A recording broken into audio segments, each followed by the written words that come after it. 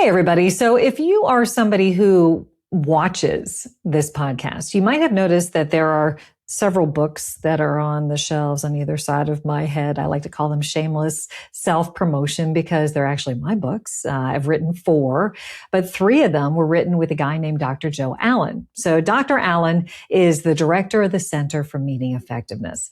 And we wrote these books together because we had this collision of expertise. I am a video communication expert and Dr. Allen is a meeting expert.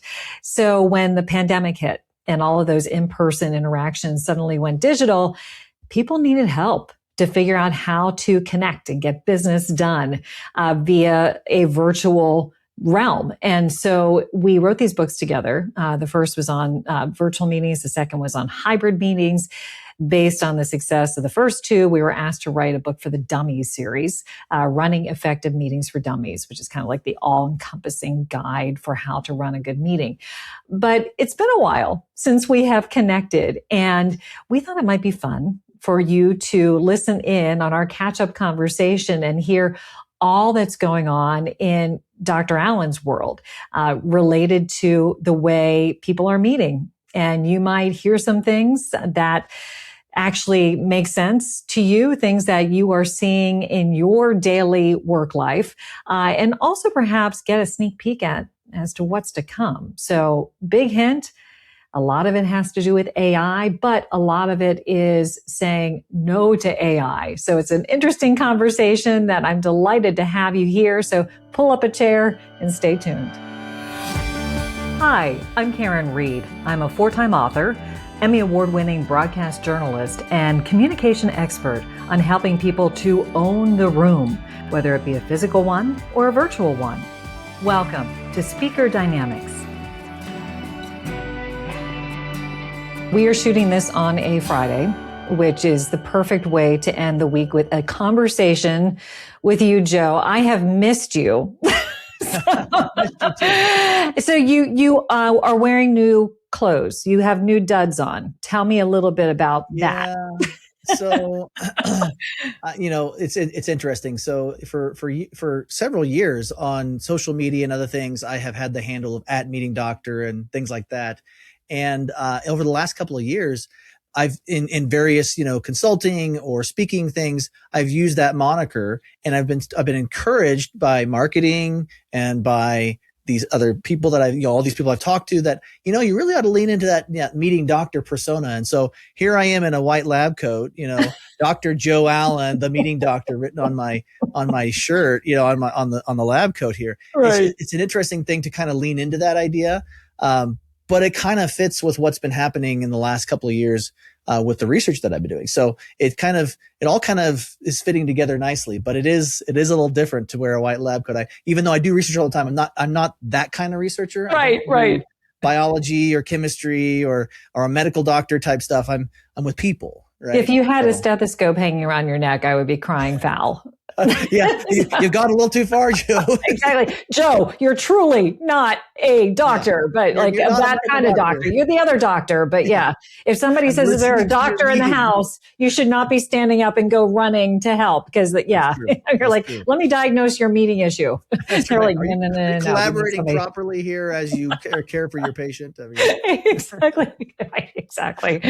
So I am excited to have this conversation and normally listeners and viewers, we have this kind of catch-up call where like, hey, what's going on in your world? And Joe asked the same. And we thought it'd be kind of fun to let you in on those conversations, or at least one of those conversations, because they're kind of fun to hear what each other is doing. And I am eternally curious about what is going on with meetings. And Joe, we wrote 3 books together on meetings and the evolution of those meetings, thanks to the advent of virtual and hybrid and now everything.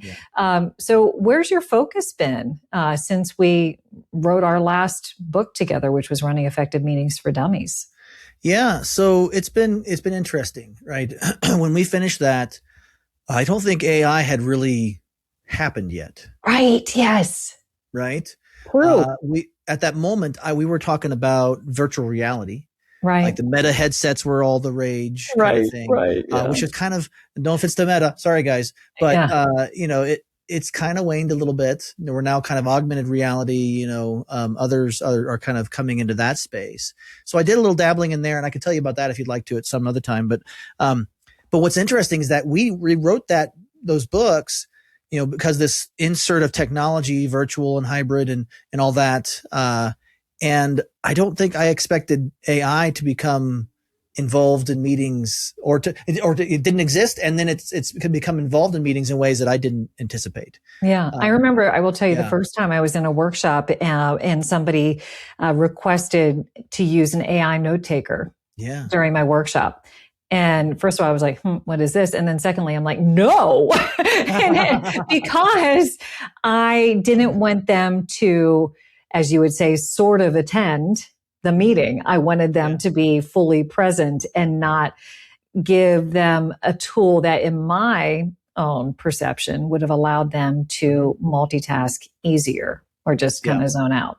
So that was my initial like, ooh, what is this? And what is this going to do to the work that I do and how it's going to be received. Anyway, carry on. All right. So you didn't realize AI was going to be as big. Okay. Yeah. I don't think either of us, I don't think any of us realized it because it hadn't been yes, AI had been talked about, hypothetically, theoretically, et cetera. There were plenty of people that were, talking about things like that. But in terms of it actually being a tool that people use that is at our fingertips all the time, that's using up all of our electricity, and we're all concerned about how we're going to power our houses and our AI tools. That was not at all, right? And so, but it's also interesting that researchers are really kind of struggling to catch up, right? Because it's moving so fast. Yes. Like bots are coming to meetings now, right? In Zoom, they have the AI companion. You click that button. In fact, you can tell it to tell you if your name is said in the meeting and give you a recap up to that point. Oh, wow. Okay. Yeah. I have used that and I didn't know that was a thing. Good to know. Yeah. Okay. Carry on. So there are things that you can program it to do for you to make it less necessary for you to really engage in the see, that was my initial concern. And is I right? Absolutely a concern. No, well, right. I don't know. So the reason that's why. So that's the AI companion is really in the last, or at least in Zoom, that is, and with that level of sophistication, is really in the last 6 weeks, maybe. Right. Okay. And so what's been much more common is the AI bots. And the summaries, the transcripts that they then summarize and that sort of thing. There's actually one study out there that looked at summaries from AI transcribers and bots and stuff like that, and found that their summaries are as good or better than a human note taker or a minutes taker type person. That if you assign someone to, hey, you keep a track of our minutes, they're not as good as the AI bot. Interesting. Which is kind of interesting. Well, because I look at I just had a meeting before I hopped on here, and the notes that I took are chicken scratch. And if I had to summarize what went on in that meeting without my AI companion summary, I think I might be in trouble. So I actually believe what you're saying, but wow. And there's data to show that that's the case. Yeah. And they're good at summaries, but they're not good at interpretation, if that makes sense. Yes. Okay. They explain that a little bit more. Yeah. Yeah. Yeah. So I can mean different things than what I'm saying. Right. So that, whether it be sarcasm or just, exaggeration, all the different things that humans can do that incorporate both the words and the tone and the nodding and the other gesturing aspects. Currently AI bots and note takers can't do that. And so it's one of those things where, and for just general information about what happened in the meeting, it's pretty good. But if the meeting had a lot of sarcasm, if you're with your team and you're having a good time and you have sarcasm, you have humor and things like that, it summarizes those things as though they're like facts. Yeah.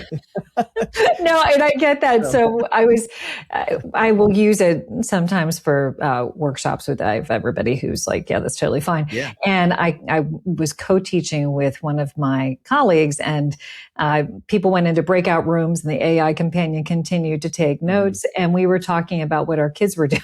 Yeah. and making jokes and doing all these things. And when I looked at the summary, and it was just for me, so it's not like I was disseminating it to everybody else, but it summarized all this stuff with her daughter's activities and my son's activities. Are like, oh, yeah. Well, and what we were saying was not taken, like it should not have been taken as gospel, but it was written that way. Yeah. And there's a cautionary note there because you can set it up to automatically send the summary. So if you have pre-meeting talk, conversations, and you have post-meeting talk conversation, and you have that thing summarizing the whole thing, you're going to get both of those.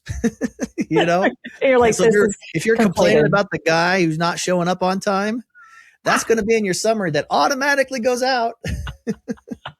And when the guy shows up, he's like, you were talking behind my back. Yeah. Oh, that's so funny and true. So it's the jury's out. I mean, if I'm being honest, like I said, science is behind. We're and no one's really caught up to what AI is, learning and being able to do and being programmed to do and so forth. We're programming it and we're trying it. We're building the bus as we're driving down the highway. I mean, it's a little scary in that sense. Mm-hmm. I think there's a lot of really good things that are going to come of it in terms of meetings, but at the same time, there's some cautions that I'm already, sending out and telling people about, and encouraging people to be thoughtful about their use of AI in their meeting context. Can you tell us what those are? What are the things that worry you? What keeps you up at night whenever you consider how AI is being used in the meeting context? Well, you kind of alluded to it before as we were talking, but it's funny. It's serendipitous, I guess you could say. I started working on issues of multi-communicating and variations in participation in meetings, basically arguing that the way we've operationalized, the way we talked about it over the years of being you're participating or you're not, kind of the spectrum, is just not accurate, right? Because of things like if you're doing a round robin meeting, where you're going around the room and it's your turn to talk and you're like 100% in talking at that moment, and then it's the next person and you're out. Right. And so I wrote a paper with a couple of colleagues about, these different types and different styles of participation. Right. And we wrote this in 23. And so even then AI wasn't really like it is, like it has become in the last couple of years. Right. And so even that, the AI is going to introduce this mechanism by which we can be on for certain parts of the meeting, be off for other parts of the meeting, and not really be fully engaged. So that's a worry that I have. Yeah. I think an opportunity that we have is in those summaries and in the ability of AI to kind of keep track of things, right? The real opportunity with AI is, kind of builds on those summaries and that ability of it to kind of be involved or be in as a facilitator potentially in the meeting and highlighting, oh, they said your name, Joe, pay attention, or that sort of thing. I think that's funny enough is what was talked about. I guess it's been 5 years, 6 years. No, maybe even 7 years when we did the meeting moonshot with Logitech. And the whole purpose of that meeting, that gathering of people who were, experts on meetings, was about what's the future of meetings and how do we get there? And one of the conclusions was this kind of artificial intelligent, bot or facilitator, right? And now it's become kind of a reality. And so I think there's a lot of potential there, especially for people who are less experienced with meetings, which is just about, not experienced, less trained. Yeah. Right. Which, as you said, that's pretty much everybody. And actually, you mentioned the meeting moonshot through Logitech. For those of you who don't know, Joe and I actually met through Logitech because we were both working as subject matter experts at the time. I was a video expert, a video communication expert, and Joe was obviously the meeting expert. And we did a webinar together talking about what would happen to meetings in the future. And we said, 5 to 10 years later, there'll be a lot of virtual meetings of video at their core. And it happened in like 2 weeks because it was 2 weeks later. First week of March 2020 when we did the webinar, and then like everything just like went nuts. So that's funny that even prior to that webinar, they were talking about having some sort of, AI assistant in there to make people be more efficient and actually get more out of their meetings. So the research that you've been doing as of late, are you going deep in AI or are you looking at other things? Well, that's the thing, is that we're starting to get into AI. What led us to that was we started to look at how groups feel about each other in terms of connectedness, because we're all in these virtual contexts, right? And we tried to understand, okay, and there's a funny word that we use to describe it, that, and I think you've heard this before. I have. Say it again. Yeah. Entitativity. Yeah, that's what. So it's the degree to which you feel like you're part of an entity. I was going to say, it sounds like you're stuttering, but I know you're not. I'm not stuttering. It's entitativity. Okay, anyway, all right. I'm not going to say it. But go ahead. Crazy egghead scientists always making up words. But what's interesting about it is we started looking at that, just to kind of say, okay, in virtual meetings for teams that do virtual collaboration, in face-to-face, in like computer mediated situations, like Gather, if you're familiar with that, and other, online tools in that regard. How do they feel about each other? Do they feel connected? And what can lead them to be more connected and reduce that psychological distance? Right. Yes. Okay, I'm very curious about this, because I have a couple of, per my normal routine with you, is like, you say things that are, the sciencey way of saying things. And then I'm like, oh, and this is how I saw this play out in the wild. So continue, and I'll see if it matches my anecdote. Go ahead. Yeah. So kind of what we found, it kind of maps onto the media richness, but not exactly. What essentially we found is that these interaction moments, these meetings, when people feel as though they can get connected and be seen and heard, as we said in our Suddenly Hybrid and also in our Dummies book, that their team feels stronger entitativity, feels more connected to each other, and they become more efficient and more effective in the work that they're trying to accomplish together. And which is no surprise. And so one more thing, we layered in virtual reality. Right. And said, okay, let's try this in an experiment, because most people aren't using virtual reality to meet. But at the time we could do that, and we layered that in, and we found that virtual reality actually augments that even further, that feeling of distance is reduced even further when you get the headset on, you get the headphones on, and you feel immersed in the same virtual reality space. Interesting. And so you don't even feel, your psychological distance becomes even less, regardless of what your geographic distance might be. Okay, so that's very interesting. Really kind of fascinating and interesting. That's kind of the latest stuff over the last year and a half. And we're kind of like, okay, next step is to pull in this AI component. Yeah. And see what's going on there. Well, when you're talking about like the fully immersed VR experience, I remember when Teams had, I can't even remember what it's called anymore, because I'm not sure they even offer it, but to try to increase that entitativity, they created that format on the screen where people look like they were sitting in an auditorium. Do you remember that? How goofy that looked? And I think that was their idea of trying to promote a connectedness, and we're all together. And I'm like, that just looks weird. It's not working. I haven't seen that in years, so maybe they don't even include it. But for those of you who know, how weird it was. But in terms of how connected people feel to those who they only know in a virtual format, what I have seen, I was working with a CEO who said to me, hiring people in a purely virtual way, where I haven't even met them in person, has been fascinating, because I feel closer to the employees I hired that way, versus the ones who I, shared the same air with, who I was able to shake hands with. And he said, because, you meet them in oftentimes their personal spaces, whether it's a home office, but he's like, I know their pets.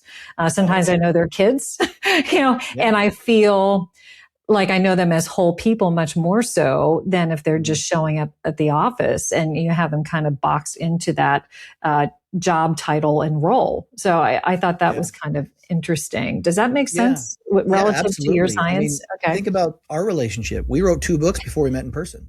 We wrote 3 books, Joe. I think we wrote all 3. Yes. Yes. Because I was thinking back to that. And I'm like, oh my gosh. I remember when I saw you the first time, I'm like, oh, you have legs. Like it was. That's right. was so crazy. I think I even screamed because I'm like, this is just so mind blowing. But it's really cool. So you're seeing that in the data, like you can genuinely build connections. And you can genuinely. And so we've known from like earlier research on social media and things like that back when they first had, some of the, not Facebook, but before that, right?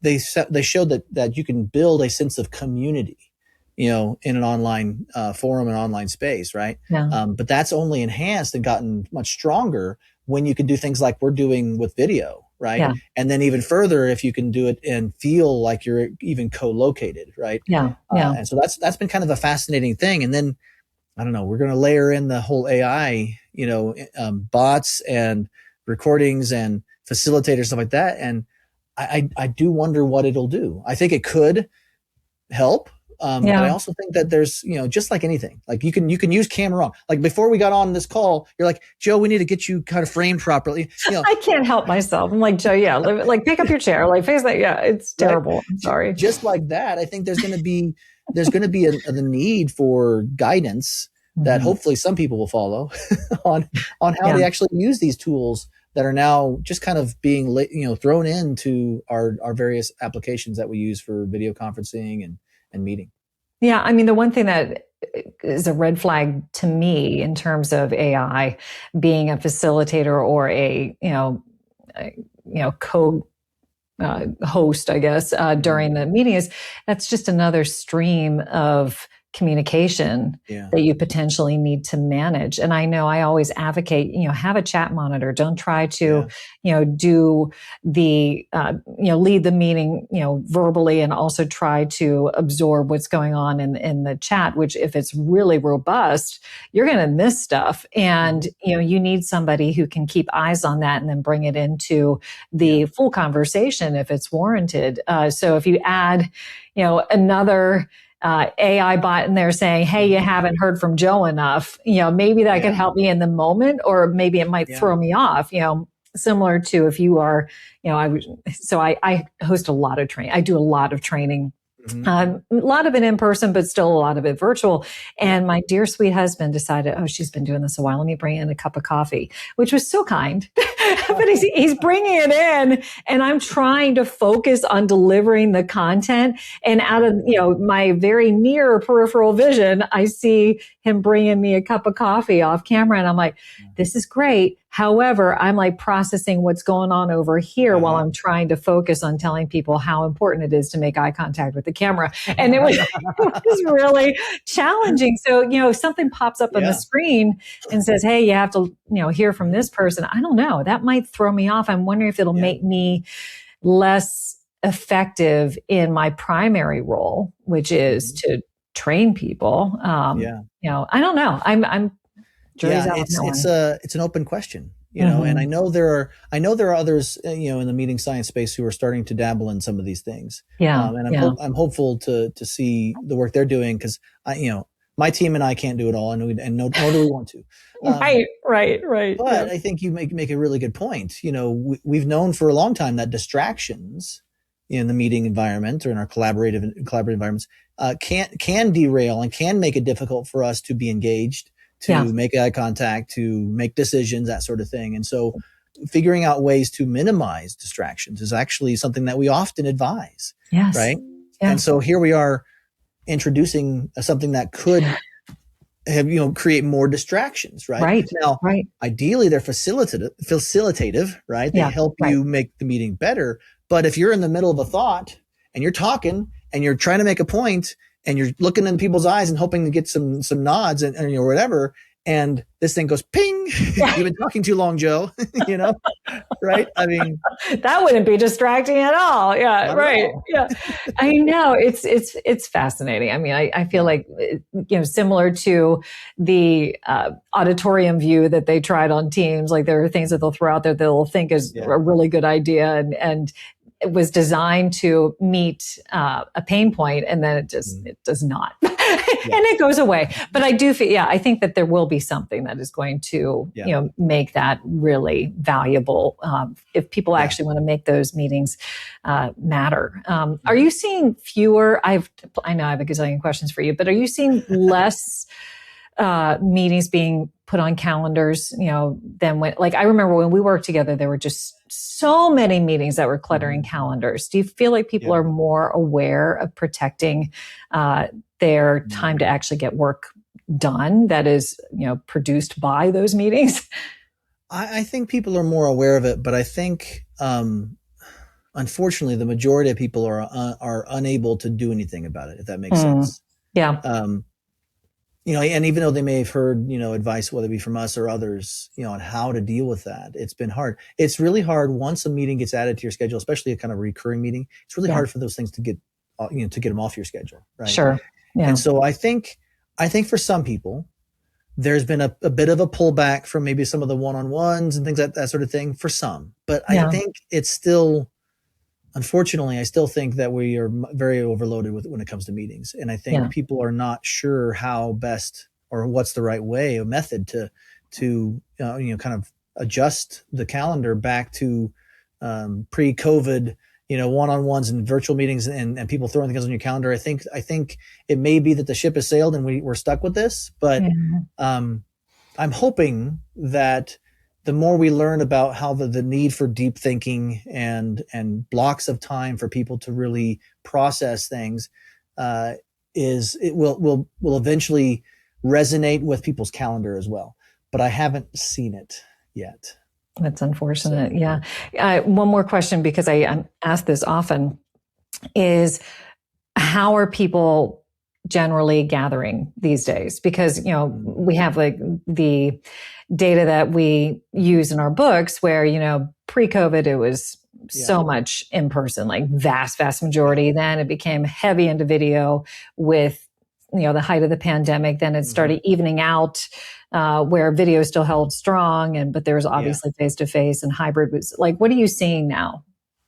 Yeah. So as of last year, so we're about 8 months since my last annual survey. So we'll have another one here in about 3 months. Okay. That last annual survey, the numbers were around 40% of our meetings are face-to-face. Okay. About 40% of our meetings, 35 to 40% of our meetings are virtual. And then the other 20% are kind of hybrid with a little teleconferencing going on in there. Interesting. Yeah. And that's actually pretty close to where we were in 2021. So maybe, do you feel like that's kind of settling into where it's going to be? I mean, what's your thought? Maybe. Okay. I mean, I think, barring another pandemic, right. Yeah. But, so that's the thing is I always get nervous about the future because of our experience with trying to predict the future. Right. Yours and mine. Right. We have that shared experience, right, that we talked about earlier. My guess is that we're pretty close to what is normal for right now. And I say that for right now because it'll be interesting to see, like I said, with AI, how that plays out. How many bots in a room plus you is going to make you start to cancel some meetings. Yeah, that would annoy the heck out of me. I don't know. Yeah. And so I think for now, that we've seemed to kind of leveled out into that kind of distribution of meetings. I think that's probably going to be where we are in 3 months from now, barring 2 weeks from now, a pandemic breaking out.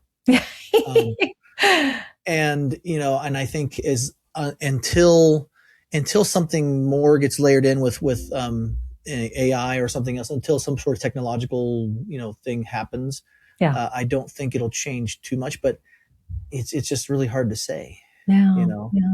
So. Well, I'll be curious to keep following your work, and maybe I feel like we need to update our books, though. Like, seriously, it's such a huge thing. So maybe when we get further down the road, we can talk about how AI has reshaped meetings yet again. The third major meeting disruption. Between virtual to hybrid to what's going on today. But we're not in it enough, I guess. We're not far enough along to be able to make some we're getting close. Okay, all right.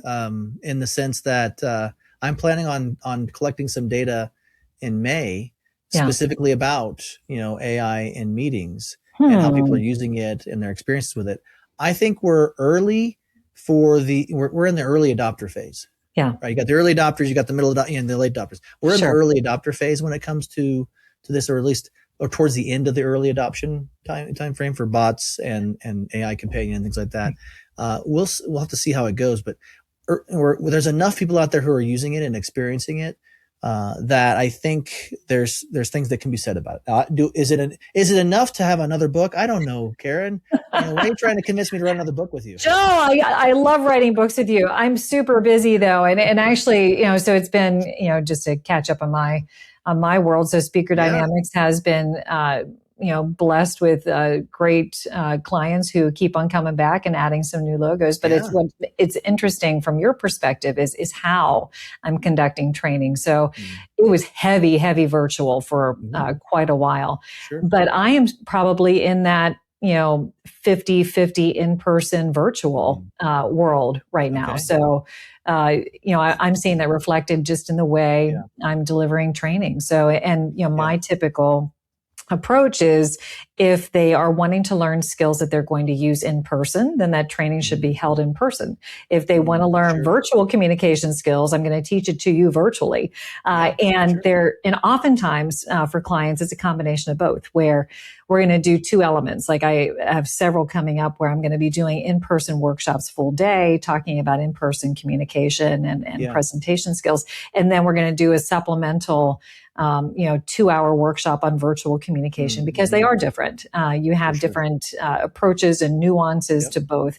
But I'm seeing that there is a value placed on both Mhm. platforms, in person and virtual, and you have to be good at both in Yeah. the complex communication landscape in which we operate. So Mhm. that's been kind of interesting to see. I will say, from an AI perspective, Mhm. I am seeing some pushback on using the tools that are out there. And if Mhm. those of you who've listened to this podcast know that I've been exploring some different ways that AI can enhance coaching and that Oh, for AI sure. can help you to create more powerful presentations. But for my cohort, and I'm typically plugging in at like director level and up, they're like, we don't want AI. Like, we can access AI many different places. Yeah. We would like a personal, customized, Mhm. analog approach. Mhm. And so that's Yep. been interesting for me to observe. And I Yeah. wonder, as we go deeper and deeper into exploring ways that AI can be incorporated into our professional and personal lives, will there be a pushback at some point where people are like, enough is enough? Like, at least in Yeah. certain aspects. I don't know. What are your thoughts on that? Yeah, I think that I think there may be, right? It's sort of Mm, like the VR thing. Like until people had enough, until people are all carrying around their headsets, we're not going to have it. AI is a yeah. little different because we're carrying around it, in our devices, right? Right. And so it's more ubiquitous. So I think it's gonna stick around. But there has been, and we've noticed this in education. So as an educator, I'm very deeply connected with that. We notice this in education. We notice this not only in colleges, but also in elementary and secondary ed, that students are not liking the screen time quite so much, Yes. right? Yeah. That they get much more excited when things are more whether it be physical or analog or just not in front of a screen. And I think it's Yeah. partly because they're getting plenty of that on their own devices. And if they go to school and they spend more time on devices, it's just too much, right? Yeah. Yeah. And I think to some degree that may be what's going to happen, whether it be with AI or other technologies. I think if we do see a downward trend in virtual meetings, for instance, I think it's going to be driven by a desire for in-person connection Yes. that humans generally need, right? And even though I said earlier that we can do this, that we can feel very connected to people through these, through the video means and other things of that nature, there's still that base biological need and drive to be co-located, to be together as humans. And I think that, that's going to play out in our feelings about introducing more AI and more technology into our environments. And I think it's still going to be part of it, but I think there'll be a little bit of pushback, you Hmm. know, and not just among the people that are a little older. Okay. No, That's the emphasis here. The no, and kids I don't get that, want to Joe. do that. I was talking to my son who was like, "Hey, I think I might just want a flip phone," Yeah. and I was like, okay. And then it's Okay. in my mother head, I'm like, wait, but what if I want to reach you? Like, and I want to know your location. I can't find you on your flip phone. So I'm like, oh, that's not the right response. But yeah, he is, a young person, and he's thinking about just wanting to, cut off his screen time. So yeah, I agree with you. So I always, and I'm kind of springing this on you, but I always ask guests for one big takeaway for our audience. And you kind of had like 20 of them over the course of this conversation. But is there something that you would want to throw out there for for our audience, listeners and viewers, that you would want them to kind of, chew on for the next, several weeks until the next episode comes out? Well, I think, as we've talked about a variety of things, lots of different things people could try or could think about or consider. The thing that I would probably say would be a good take-home message would be to don't take for granted your meeting environments and your meeting situations, and be a little more deliberate in how you do your meetings, and try out some new things, right? And find out if they work for you, right? So we often talk about this. I think we talk about it in every one of our books, this idea of, things you should continue doing, things you should stop doing, things you should start doing. I think it'd be great if everyone, heard this episode or any of the episodes of your podcast and thought, okay, here are things that I learned that I might want to try doing, and just experiment yourself, because your team and your group and your collaborative environments are different from someone else's. Yeah. And what you need is different than what they might need. And so you're going to be the best individual to identify those things, whether it be from this, podcast, this episode, or a future episode or a past episode, from Karin and her wonderful guests and team. So I think that's my take home message would be: experiment with your environments, with your meetings, with your collaborations. Yeah. Try out some things, see what works, see what doesn't.